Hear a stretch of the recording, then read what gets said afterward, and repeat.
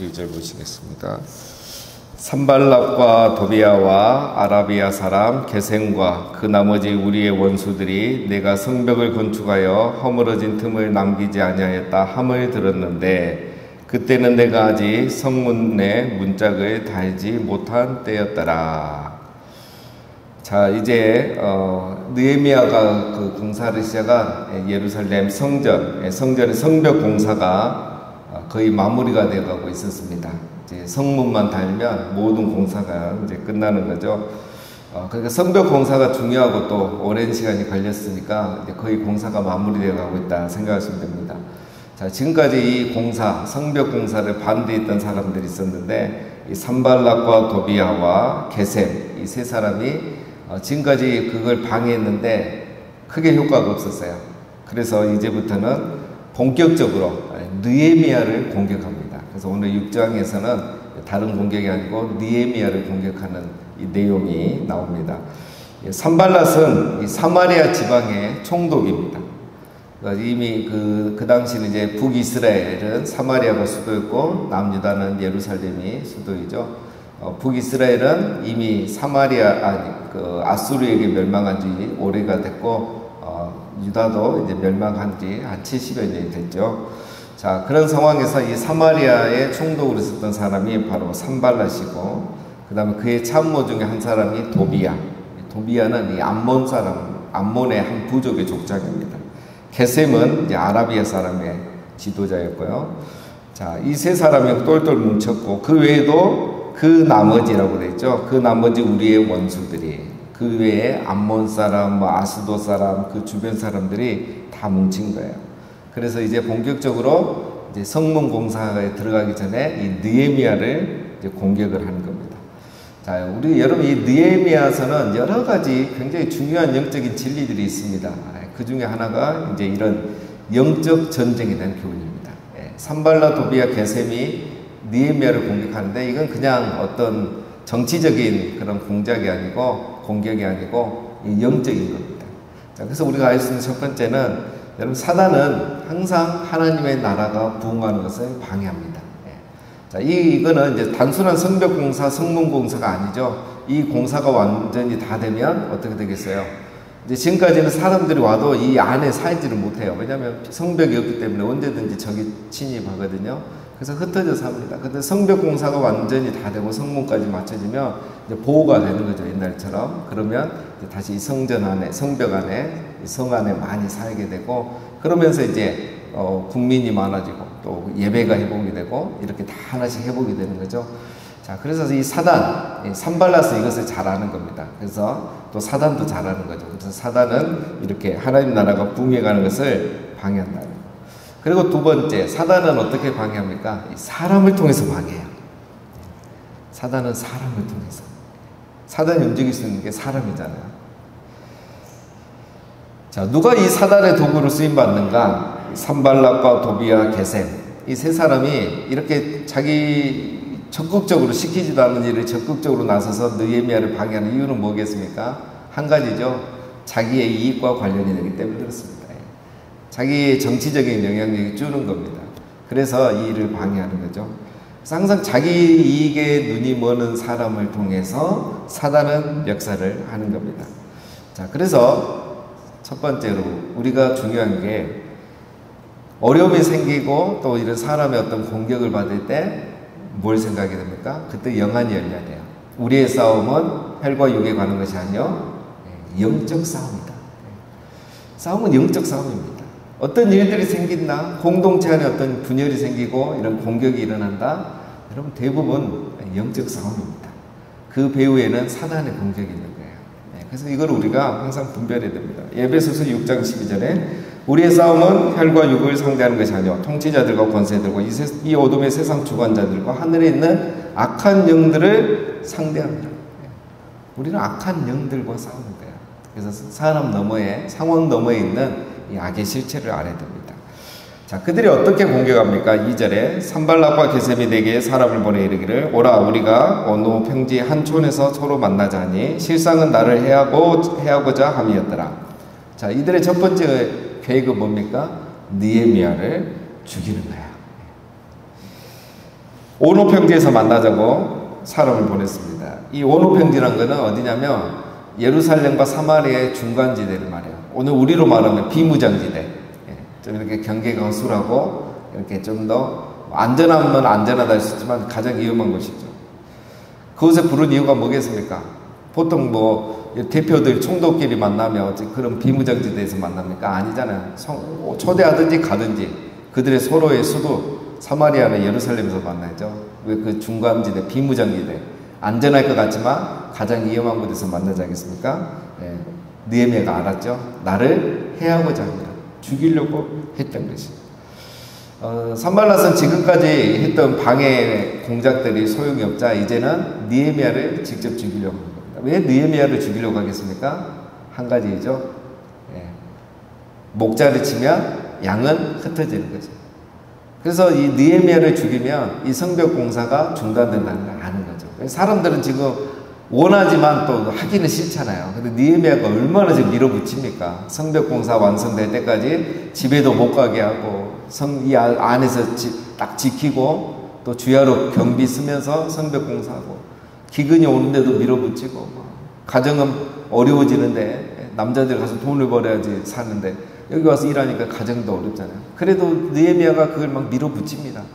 그래서 성벽 공사가 지금 다 완성이 되었는데 그 느헤미야가 죽어버리면 이 공사가 여러분 될 수 있겠습니까? 안 되죠. 사단은 이것을 아는 겁니다. 목자를 치면 양은 흩어진다. 그래서 우리가 항상 이 부분을 주의해야 됩니다. 자, 3절.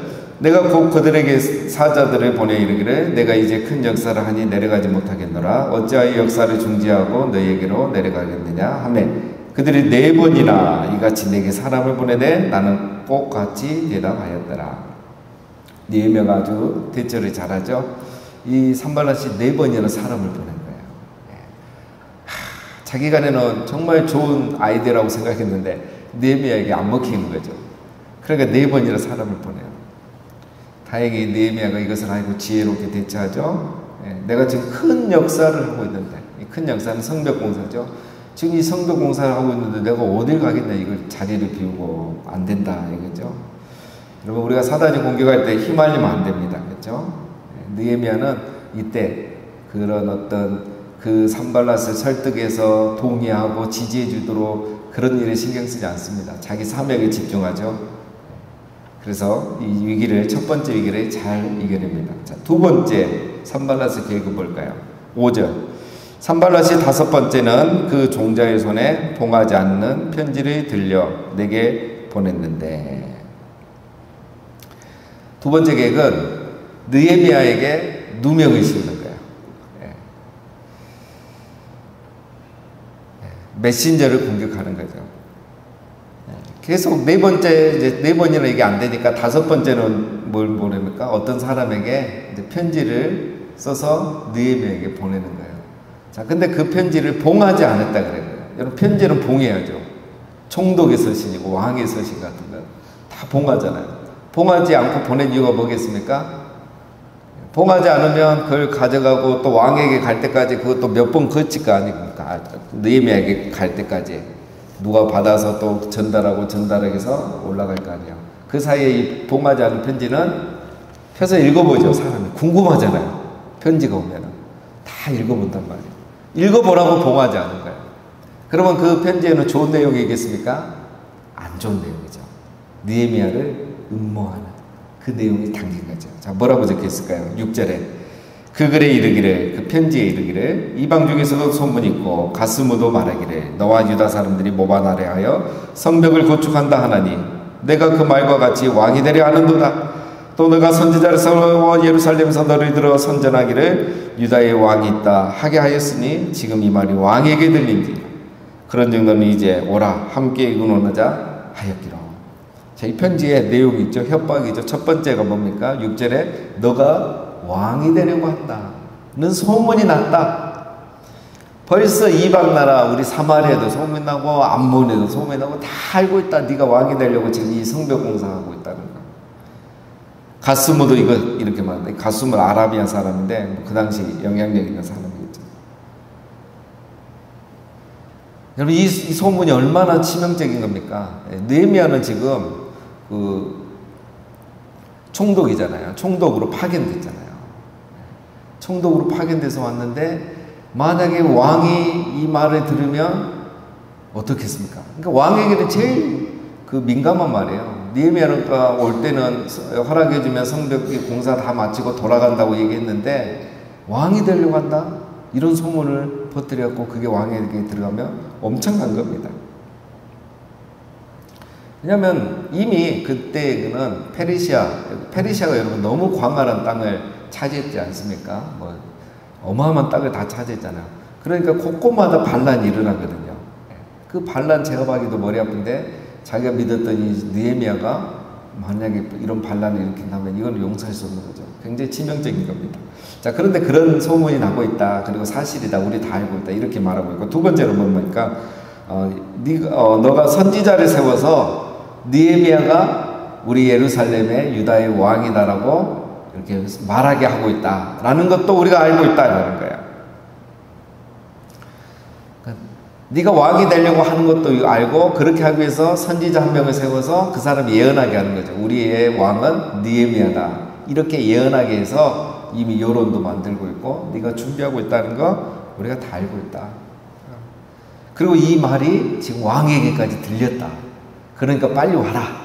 와서 우리 서로 의논해서 그게 사실이 아니란 거 내가 확인하고 왕에게 보고하겠다. 이제 이런 음모를 꾸미는 거죠. 그래서 결국 오면 또 죽이려고 하는 거죠. 자, 여러분 첫 번째는 직접 죽이려고 했죠. 두 번째는 뭡니까?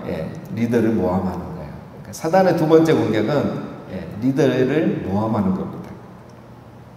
자꾸 누명을 씌우는 거죠. 음해를 하는 거죠. 그래서 안 좋은 소문이 나게 하는 겁니다. 왜냐하면 사람이 이게 가장 힘들거든요. 육체적인 것보다 정신적인 게 훨씬 더 힘든 거죠. 그래서 마귀가 가장 많이 애용하는 방법 중에 하나가 리더를 음해하는 겁니다. 뭐 이건 정치에서도, 정치 세계에서도 마찬가지고 또 교회 공동체도 마찬가지고 뭐 가정, 우리 회사 이런 공동체는 다 마찬가지입니다. 그래서 여러분 이런 거에 우리가 속아서는 안 됩니다. 우리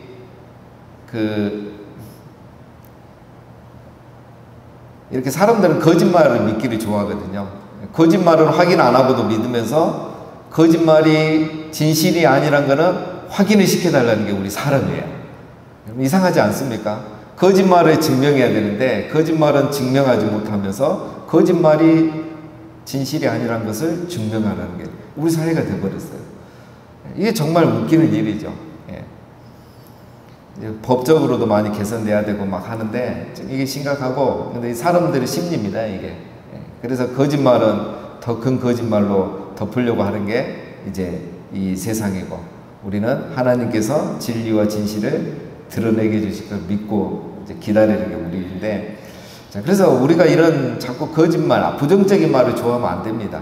내가 확인하지 않고 믿지 않은 거, 또 보지 않은 거, 이런 것은 내가 또 직접 듣던, 본인에게 직접 들은 얘기가 아닌 거, 그런 것은 절대 우리가 휘말리면 안 됩니다. 왜냐? 그렇지 않으면 우리가 이렇게 마귀의 도구에, 사단의 전략에 쉽게 넘어가게 되는 겁니다.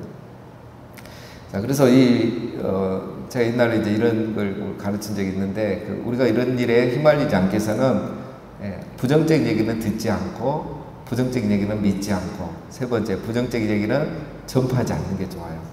그래야 이 공동체가 보존됩니다. 요즘 여러분 사회 우리나라 이슈 중에 큰 문제가 뭡니까? 가짜 뉴스잖아요. 거짓 뉴스. 이게 너무 많이 퍼지는 거예요. 그리고 유튜브나 구글이나 이런 데서 그걸 제재해야 되는데 자기들이 돈이 되니까, 조회수가 올라가니까 돈이 되는 거죠.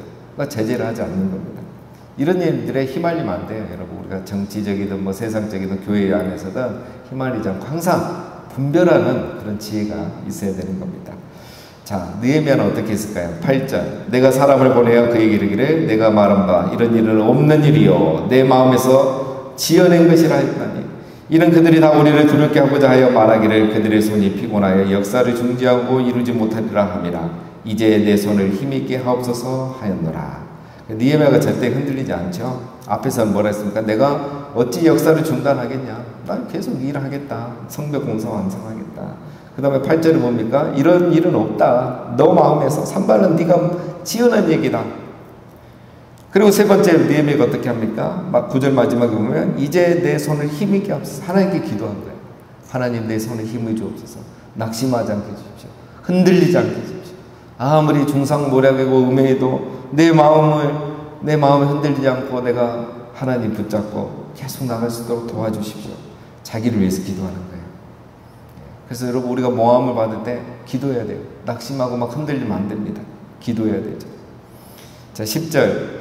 이후에 무에다벨의 손자 들리아의 아들 스마야가 둠을 분출하기로 내가 그 집에 가니 그가 이르기를 그들이 너를 죽이러 올 터이니 우리가 하나님의 전으로 가서 외소 안에 머물고 그 문을 닫자. 저들이 반드시 밤에 와서 너를 죽이리라 하기로. 자, 세 번째 계획입니다. 산발라에서 세 번째 계획은 이 스마야라는 거짓 선지자를 매수한 거예요. 그래서 느헤미야를 올무에 빠뜨리려고 하는 겁니다. 예, 산발라시 대단해요.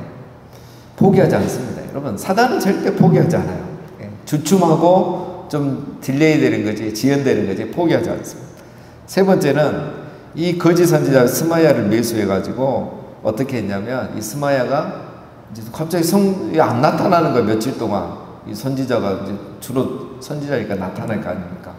안 보이니까 느헤미야가 또 이 바쁜데 신방을 갑니다. 선지자가 아프니까 아픈 것 같아서 신방을 가요. 그래서 집에 찾아가니까 그 사람이 느헤미야에게 예언을 해줍니다. 예언을 해주는데 뭐라고 예언하냐면 적들이 당신을 오늘 죽이러 올 거니까 당신은 지금 성전에 가자. 나랑 같이 성전에 가자. 그렇지 않으면 오늘 밤 그들이 와서 당신을 죽일 것입니다. 야, 여러분 이게 믿기 좋잖아요. 성전 안에까지 못 올 거니까. 그러니까 빨리 오늘 밤 거기 가서 숨자고. 적들이 온다고. 하나님 내게 말씀해 주셨다고. 그럼 느헤미야가 이렇게 보이지 않은 걸 알 정도고 신방 갈 정도면 굉장히 친밀한 사이라는 거죠. 그 선지자가 이런 예언을 하면 100% 믿을 수 있잖아요. 산발랏이 이렇게 하는 이유가 있습니다. 11절. 내가 이르기를 나 같은 자가 어찌 도망하여 나 같은 몸이면 나 같은 자가 어찌 도망하며 나 같은 몸이면 누가 외소에 들어가서 생명을 보존하겠느냐. 나는 들어가지 않겠노라 하고 느헤미야가 아는 겁니다. 나는 절대 안 가겠다는 거야. 나 같은 몸이 어찌 외소에 들어가서 생명을 보존하겠느냐. 나 같은 몸은 뭐냐면 일단 느헤미야는 제사장도 아니잖아요. 선지자도 아니고 그 다음에 느헤미야는 환관의 몸이라고 그랬죠. 환관. 그 당시 환관은 대부분 이렇게 고자인 경우가 많습니다. 고자인 확률이 많고 그러니까 율법에 의하면 이 성소 안에 들어갈 수 없는 거죠. 제사장도 아니고 이런 이유들 때문에 들어갈 수 없습니다. 그런데 내가 거기에 들어간다는 것 첫 번째 뭡니까? 율법을 범하는 거예요. 두 번째 백성들 앞에서 나만 살고자 밤에 몰래 들어가는 거예요. 적들이 오면 다 깨워서 경계에서 싸워서 이겨야죠. 그 사람들이 오면 뭐 느헤미야만 죽이겠습니까? 백성들에게 배신감을 느끼게 하는 지도자가 되는 거예요. 권위가 떨어지는 거야. 적들이 오지 않더라도 완전히 권위가 떨어지는 거야. 소문나면 어제 적들이 온다고 느헤미야가 혼자 성전에 숨었다더라. 소문나면 이제 느헤미야 권위는 다 떨어지는 거죠. 그리고 또 그렇게 했다고 한들 산발랏이 놔두겠습니까? 정말 몰래 와서 성전에서 지도세도 모르게 죽일 수 있는 거죠. 이게 바로 이제 산발랏의 가장 자기가 나름대로 잘 아이디어를 냈다고 생각하는 세 번째 계획이었습니다. 그래서 느헤미야는 이것을 깨닫죠. 12절에 깨달은즉 그는 하나님께서 보내신 바가 아니라 도비야와 산발락에게 뇌물을 받고 내게 이런 예언을 함이라. 그들이 뇌물을 준 까닭은 나를 두렵게 하고 이렇게 함으로 범죄하게 하고 악한 말을 지어 나를 비방하려 함이었느니라. 느헤미야가 스마야의 그 악한 깨를 깨달은 거예요. 첫 번째 여러분, 이게 왜 거짓말이겠습니까? 이 중요한 봉사를 하고 있는데 느헤미야만 피하라고 하나님이 말씀하셨다? 하나님은 그렇게 하지 않죠. 하나님의 말씀이면 오늘 오니까 깨어있어라. 경계 근무를 철저히 서라. 백성들 오늘 저녁에 다 깨어있어라. 그리고 기도해라. 그러면 내가 그들을 어떻게 지금까지 뭐 지켜주셨던 것처럼 엘리야 시대 다른 왕들 시대처럼 하나님 그렇게 이기게 해주겠다. 뭐 하나님이 이렇게 말씀하시지 니만 피해라.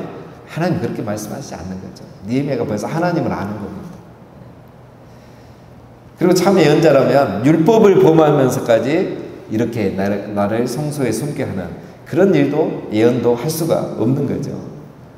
그러니까 벌써 이 두 개만 생각해도 이게 거짓말이란 걸 느헤미야는 안 겁니다. 그래서 넘어가지 않죠. 스마야는 참 선지자가 아니라 거짓 선지자였다는 것을 느헤미야가 안 겁니다. 여러분, 그래서 우리에게 이런 분별하는 지혜가 있어야 됩니다. 분별하는 지혜. 사람의 말, 또 그게 하나님의 말씀인 것처럼 말하는 사람의 말을 분별하는 지혜가 있어야 돼요. 두 가지입니다. 첫 번째는 말씀으로 분별하면 돼요. 스마야의 말은 하나님 말씀과 하나도 안 맞잖아요. 그 다음 두 번째, 왜 이런 거짓 선지자들이 자꾸 나오는가? 왜 이 시대에 하나님의 이름을 거룩히 여김을 받지 않게 하면서 하나님의 이름을 악용하고 오용하고 남용하는 사람들이 많은가? 그 뒤에는 항상 돈이 있습니다. 돈. 스마야도 뇌물이 있었잖아요. 돈이 있습니다. 돈이 사람을 움직이고 거짓을 말하게 하는 거죠. 돈이 뭐 큰 돈이든 작은 돈이든 국밥 한 그릇이든 그게 다 그런 식으로 있는 겁니다. 그래서 언제나 거짓 선지자는 있게 되어 있는 거예요. 그래서 우리가 분별을 잘해야 하는 겁니다. 자, 마지막 14절. 내 하나님이여 도비야와 산발락과 여선지 노아랴와 그 남은 선지자들 곧 나를 두렵게 하고자 한 자들의 소행을 기억하옵소서 하였노라. 하나님 이번에도 느헤미야가 이번에도 하나님께 기도하죠. 모함 당할 때 우리가 힘들 때 이런 여러분 대통령 국회의원 이런 지도자들이 많습니까? 교회 우리 교회 직분자들에게도 또 교육자들에게도 또 우리 가정에서도 또 직장에서도 또 살다 보면 개개인 간에 이웃 간에 이런 일이 항상 있습니다. 자, 그럴 때 우리가 어떻게 되겠습니까? 오늘 말씀처럼 먼저 잘 분별해야 됩니다. 분별해야 되고 사단은 언제나 우리를 공격한다는 거. 특별히 교회 공동체를 깨기 위해서 이런 일들이 더 많이 한다는 거. 그래서 우리가 분별해야 되고 두 번째는 어떻게 되겠습니까? 그 사단의 도구가 되어서는 안 되는 겁니다. 그럼 세 번째는 내가 혹시 그런 일을 당할 때 오늘 느헤미야처럼 분별하고 기도해야 돼요. 그래서 하나님 결국은 이 일을 산발랏의 모든 꾀가 다 무산되게 합니다. 나중에는. 그리고 느헤미야가 그런 사람이 아니라는 걸 드러내 주시죠. 자, 그래서 우리도 항상 분별하는 지혜 또 기도함으로 이런 살아가면서 당하는 이런 어려움들 사단의 공격을 항상 이기시고 승리하신 우리 모두가 되시기를 주님의 이름으로 축원드립니다.